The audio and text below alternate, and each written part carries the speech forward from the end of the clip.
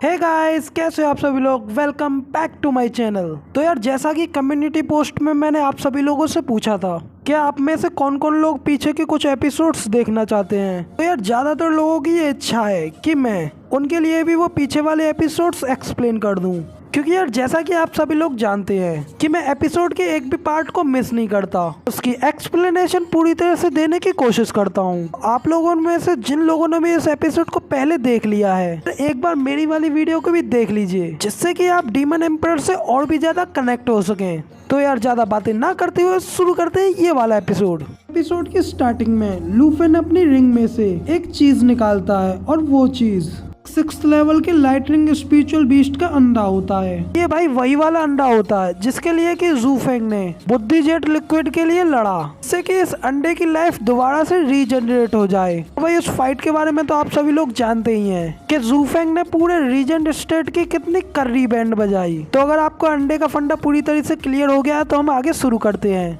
जूफेंग के पास ये अंडा देख करके एल्डरली बहुत ज्यादा खुश हो जाते हैं और कहते हैं कि स्टीवर्ट जू के पास कई सारे पावरफुल हिडन ट्रेजर्स हैं, जिसमें से ये कितना शानदार है, एक 6th लेवल का स्पिरिचुअल बीस्ट एग। और अगर ये एग एक बार हैच हो जाता है तो हमारे पास एक बीस्ट होगा जिसकी की पावर ऑलरेडी रेडिएंट स्टेज के बराबर होगी। इसके बाद मेडिसिन किंग कहते हैं कि हाँ, हमने भी एक इस तरीके के बीस्ट को पकड़ने की कोशिश करी, लेकिन फिर भी हमें इतनी मेहनत करने के बावजूद सिर्फ एक 5th लेवल का स्पिरिचुअल बीस्ट ही मिला। इसके बाद मास्टर क्यूआई भी बहुत ज्यादा खुश हो जाती हैं और वो कहती हैं स्टीवर्ट जू के पास अब 6th लेवल का एक स्पिरिचुअल बीस्ट होगा, जो कि एक रेडिएंट स्टेज से भी ज्यादा बड़ा ट्रेजर है। और फिर बुढ़ाओ यनहाई भी कहते हैं कि सच में कि स्टीवर्ट जू तो सच में सबसे अलग हैं। जिसके बाद जूफेंग कहता है कि इसमें कोई खास बात नहीं है, मुझे ये एग बस बाई मिस्टेक ही मिल गया था, लेकिन उस समय ये थोड़ा डैमेज था और इसी वजह से मैं ड्राफ्टिंग फ्लावर एडिफिस में गया था और वहाँ पर मैंने बुद्धि जेट लिक्विड को पाया, जिससे कि मैंने इस एग को वापस से ठीक कर दिया।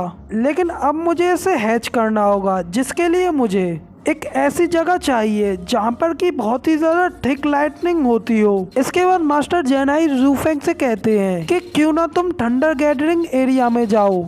इसके बाद जूफेंग उसे बताता है कि ये सब इम्पॉसिबल है, कि वो लाइटनिंग बहुत ही ज्यादा कमजोर है और साथ ही बहुत ज्यादा कॉस्टली है, और ये एग सिर्फ नेचुरल थंडर क्लाउड से ही हैच किया जा सकता है, और ये सब इसलिए जिससे कि इसकी पावर पूरी पीक पर हो। इसके बाद में मास्टर ली जिंगटियन कहते हैं कि सच में हमें इस एग को हैच कराना ही होगा, क्योंकि ये एग होंगफू से लड़ाई में हमारा बहुत ज्यादा साथ देने वाला है। इसके बाद मास्टर जिंग सोचते हैं कि एक ऐसी जगह जहाँ पर कि टियानयू में पूरी साल लाइटनिंग होती रहे। इसे सोच करके मेरे मन में सिर्फ एक ही जगह का ख्याल आता है, और वो जगह सिर्फ थंडर स्टॉर्म माउंटेन ही हो सकती है। फिर मास्टर क्यूआई उस जगह का नाम सुन करके हैरान हो जाती हैं और वो कहती हैं कि वो जगह वो तो एक फॉरबिडन एरिया है और उस जगह पर जाना तो बिल्कुल ही मना है, क्योंकि वहाँ जाने में बहुत ज्यादा खतरा है। फिर वो जूफेंग के ऊपर चिल्ला करके कहती हैं कि वैसे ही हमारे ऊपर 7th फैमिली का इतना ज्यादा लोड है और तुम वहाँ पे जा करके और भी ज्यादा ट्रबल खड़ा करना चाहते हो। फिर जूफेंग कहता है कि तुम लोग किस प्लेस की बात कर रहे हो। इसके बाद वो सारे ही लोग बिल्कुल शांत हो जाते हैं। फिर वो सब लोग मिलकर के एक संग कहते हैं कि हम उस जगह के बारे में बात कर रहे हैं जिसको कि कहते हैं थंडर स्टॉर्म माउंटेन। फिर जूफेंग कहता है कि थंडर स्टॉर्म माउंटेन आखिर उस जगह में ऐसा क्या खास है। जिसके बाद मास्टर जिंग जूफेंग को बताते हैं कि ये वही जगह है, जैसी जगह के बारे में कि तुम बात कर रहे हो। वो एक ऐसी जगह है जहाँ पर कि साल में हर दिन लाइटनिंग होती रहती है, जो कि बहुत ही ज्यादा पावरफुल भी होती है, जिसको कि कोई भी सह नहीं सकता है। और ये जगह फाउंडर ऑफ द एम्पायर के टाइम से ही ऐसी है। इसके बाद जूफेंग कहता है कि परफेक्ट, मुझे एग हैच करने के लिए एक ऐसी जगह चाहिए थी। इसके बाद मास्टर क्यूआई बड़े ही जोर से कहते हैं कि तुम ऐसा नहीं कर सकते।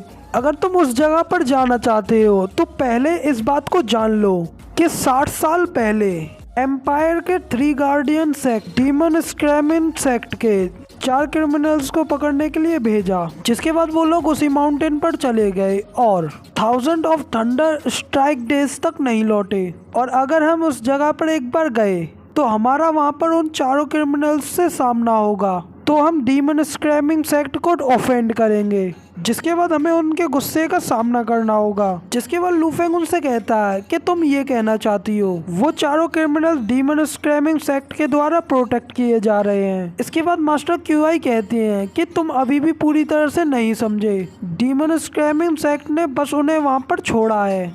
इस जगह पर सबसे ज्यादा रिस्क तो उन चारों को ऑफेंड करना है। के बाद जूफेंग कहता है कि ये तुम क्या बकवास रीजन दे रही हो, हमें वहाँ पर सिर्फ उन चारों बुद्धू लौंडों से ही तो निपटना है, और अगर हम उनसे लड़ने की मिस्टेक करते हैं तो फिर भी हम वहाँ से भाग तो सकते ही हैं। इसके बाद मास्टर क्यूआई भी रेडी हो जाती है और कहती हैं चलो ठीक है तुम सही हो। फिर लूफेंग की बातों से बाकी के सारे लोग भी रेडी हो जाते हैं। जिसके बाद लूफेंग कहता है कि मिस ली और एल्डर यान, मेरे पास आप लोगों के लिए कुछ इम्पोर्टेंट काम है जो कि आप लोगों को करना है। और इतना कहकर के जूफेंग वहाँ से जाने लगता है और जाते जाते एल्डर ली से कहता है कि एल्डर ली थोड़ी देर बाद आकर के मेरे रूम में मुझसे मिलना। बाद में जूफेंग अपनी रेड इंटेंट को रिलीज करता है और कहता है तो ठीक है अब हम लोग चलते हैं। इसके बाद सीन चेंज होता है और हमें थंडरस्टॉर्म माउंटेन का सीन दिखाया जाता है। फिर हम लोग देखते हैं कि जूफेंग और एल्डर जी बड़ी स्पीड के साथ उस माउंटेन की ओर जा रहे होते हैं। फिर थोड़ी देर बाद जूफेंग उनसे पूछता है कि एल्डर ली आखिर वो और कितना ज्यादा दूर रह गया है। फिर मास्टर ली जूफेंग को बताते हैं कि मेरी एस्टिमेशन से ऐसा लगता है कि हम 3 दिनों में वहाँ पर पहुँच जाएंगे। और जिसके बाद हमें दिखाया जाता है कि जूफेंग की रिंग भी रिएक्ट कर रही होती है, जिसको देख करके जूफेंग भी बहुत ज़्यादा खुश हो जाता है। और इसके बाद वो दोनों अपनी स्पीड को और भी ज़्यादा तेज़ कर लेते हैं और उस माउंटेन की ओर तेज़ी से बढ़ने लगते हैं। वो लोग उस माउंटेन की ओर जा ही रहे होते हैं कि अचानक उनके सामने एक परछाई को दिखाया जाता है, जिसको कि देख करके जूफेंग बहुत ज्यादा हैरान हो जाता है और वहीं पर रुक जाता है। और इसी के साथ हमारा ये वाला एपिसोड यहाँ पे कंप्लीट हो जाता है। वीडियो पसंद आई हो तो यार एक लाइक कर देना और कमेंट में जरूर बताना कि आपको ये वाली वीडियो कैसी लगी।